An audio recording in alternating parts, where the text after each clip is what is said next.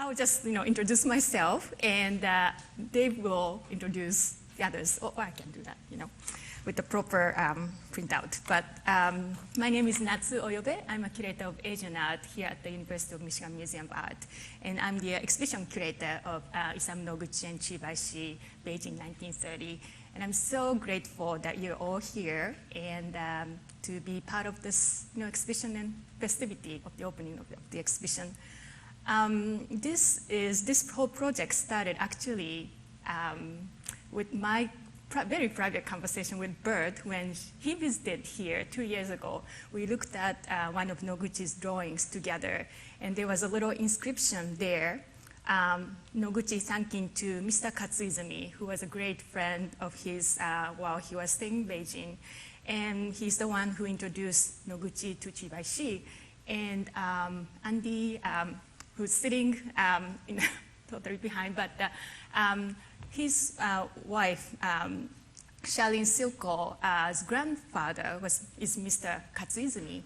And they really brought us sort of a joy in working with this material, great connections, relationship between these two great artists, East and West. And for this symposium today, Bert and I, Bert is actually graciously agreed to co-organize this symposium, and we wanted to expand this very important encounter to the maybe overarching to other encounters we don't know much about between East and West. So now I'll give you today the brief introduction to the exhibition, and later today you have a chance to see the exhibition if you haven't seen that yesterday. So here I go.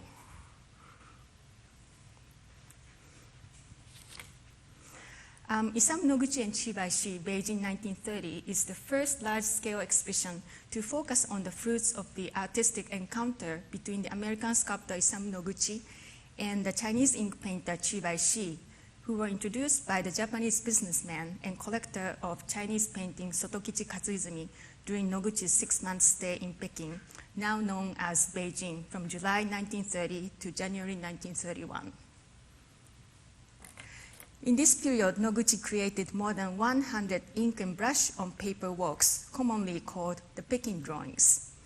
Many are very large in size, some exceeding 2 meters in length and or width, and all were originally mounted as hanging scrolls, although some of them were cut and framed as seen in the exhibition.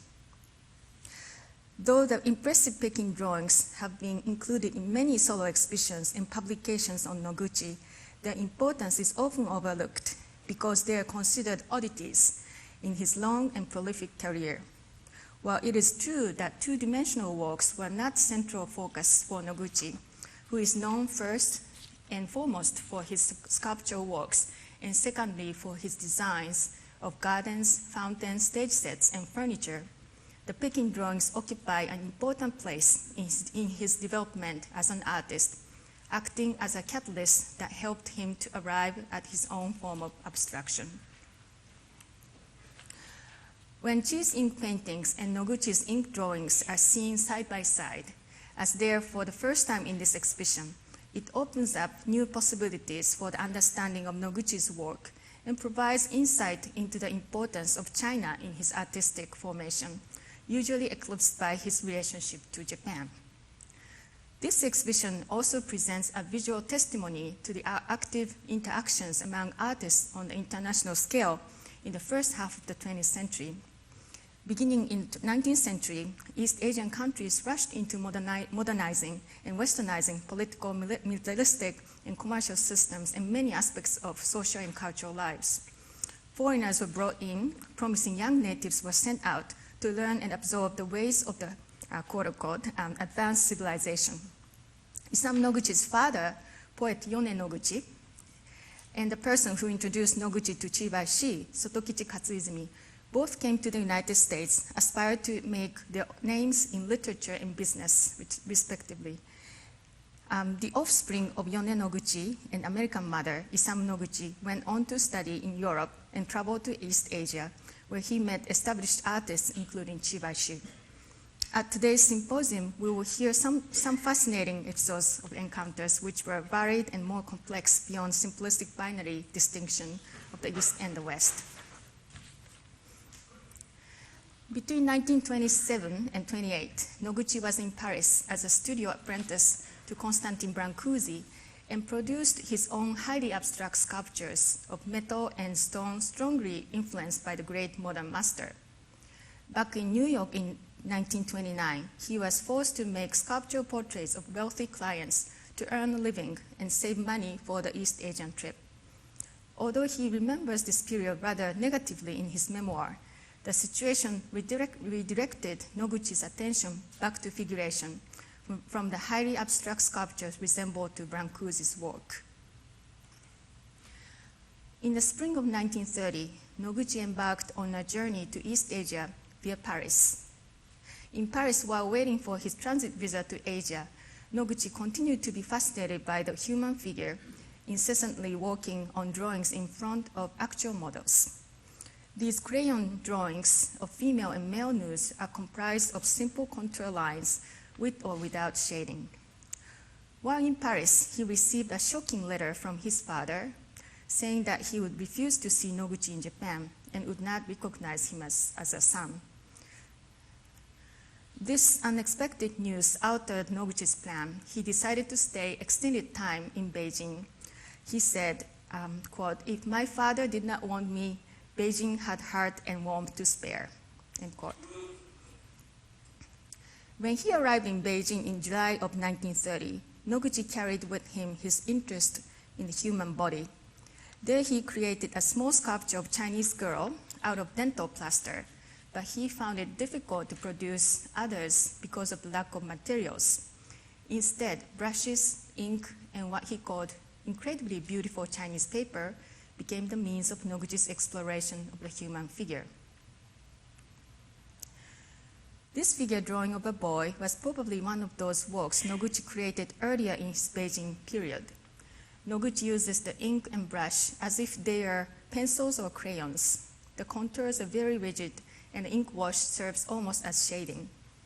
Although Noguchi did not note which individual works were created before or after he studied with Chi, this work could have been done before the encounter. Among many foreign people Noguchi met in Beijing, he particularly became close to Sotokichi Katsuizumi. Katsuizumi was a Japanese banker and a collector of contemporary Chinese painting. He received a master's degree in economics from the University of Michigan and spoke impeccable English. In Beijing, Katsuizumi had amassed a collection of hanging scrolls, album leaves, and fan painting by contemporary Chinese artists, including 30 works by Chivas. Chivas and Katsuizumi became good friends. When Katsuizumi was transferred back to Japan, Chi painted this painting of a bird perched on a banana tree dedicated to Katsuizumi. So you can see Katsuizumi's name over there. As seen on the left here. One night, Katsuizumi was showing Isamu Noguchi his collection when he saw Chivashi's painting of cabbage and mushrooms, shown on the left here. Noguchi got very excited. In his memoir, Katsuizumi recounted the moment and the aftermath. Quote, "When he saw a small scroll of Chinese cabbage and mushrooms, his eyes sparkled and approached closely to it and said, 'This is the real art. Is this artist living?' I said, 'Yes.' Then he asked me, 'Can I see him?' So make it haste. Let's go to see him tomorrow.' He went home, fetched a bicycle, and came to me before the dawn. We two biked hard, and we could reach the artist's gate very early in the morning. We knocked the gate. Chibashi appeared and welcomed us very cordially. We were ushered into his studio and showed his tools and to paint, and showed also how to use them." End quote. So on the screen to the left is the painting of cabbage and mushroom by Chibashi, and on the right is the work Noguchi saw. Noguchi saw this that night, and on the right is the painting from the Noguchi Museum collection.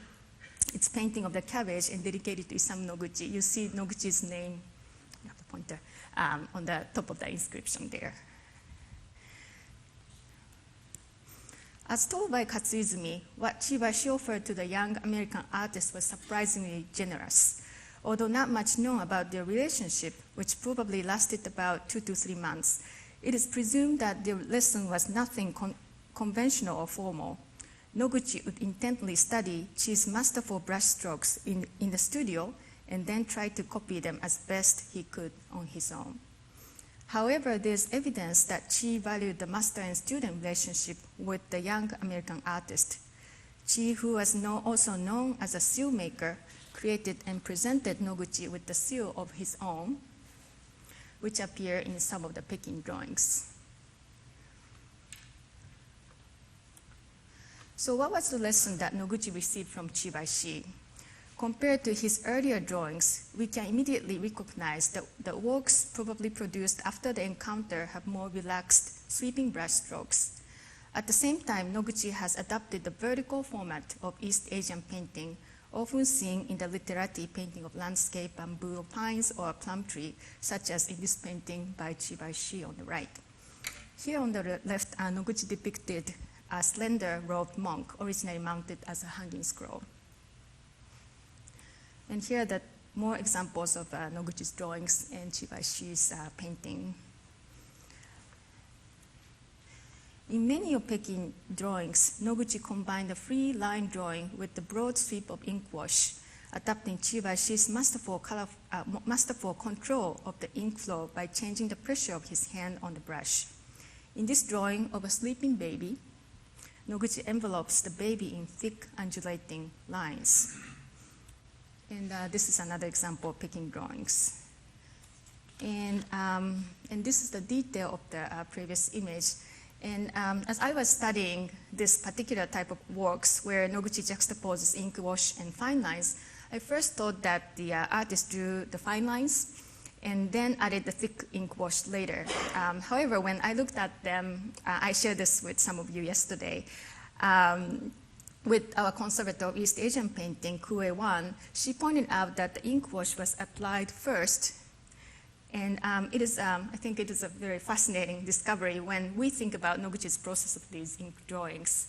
And later, when you have a chance to go to see the gallery, I urge you to look at them carefully, and I like to hear your opinion very much.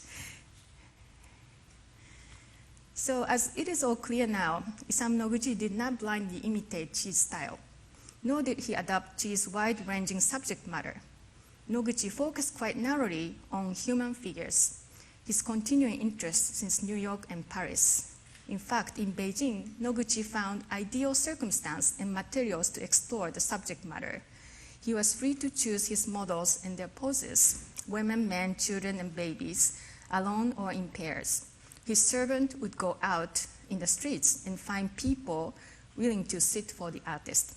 The models were generally portrayed nude, the only exception being monks who are draped in loose robes.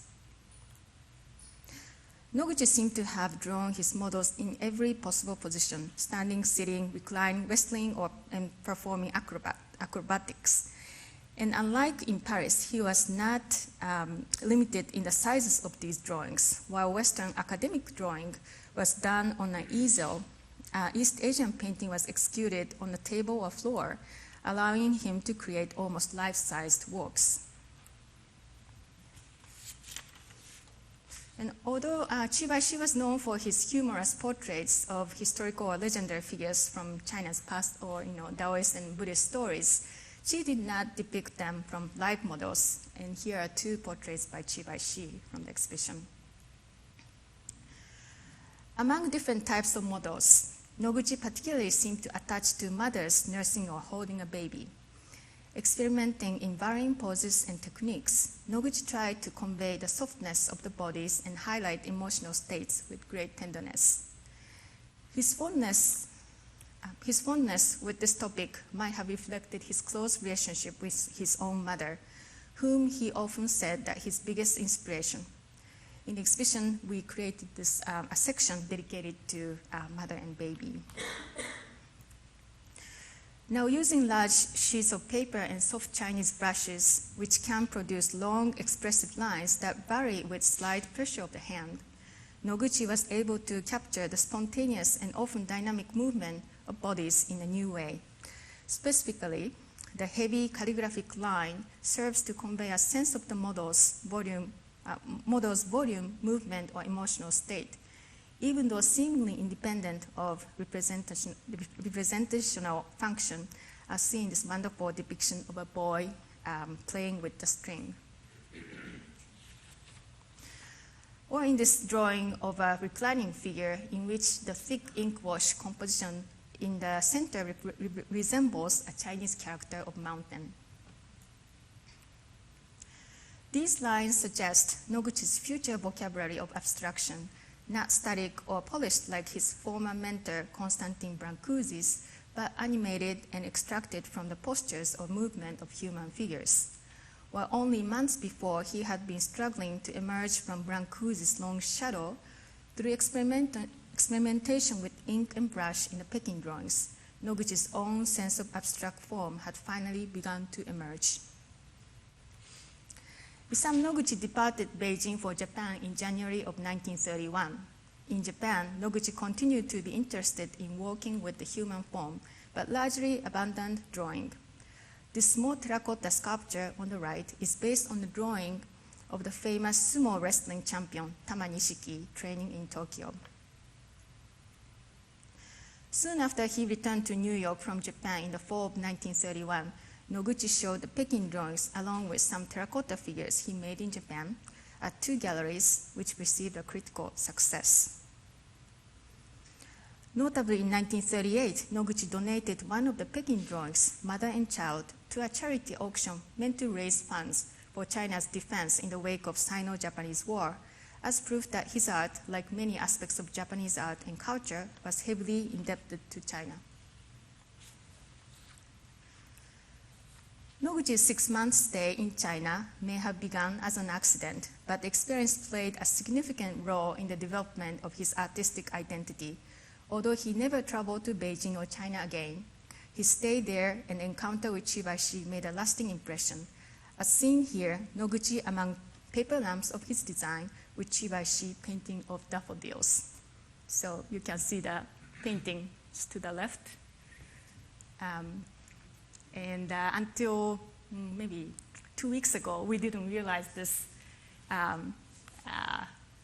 photograph exists, and it's really interesting to see. It was really fascinating to see, Chivashi's works from 1960s in his studio.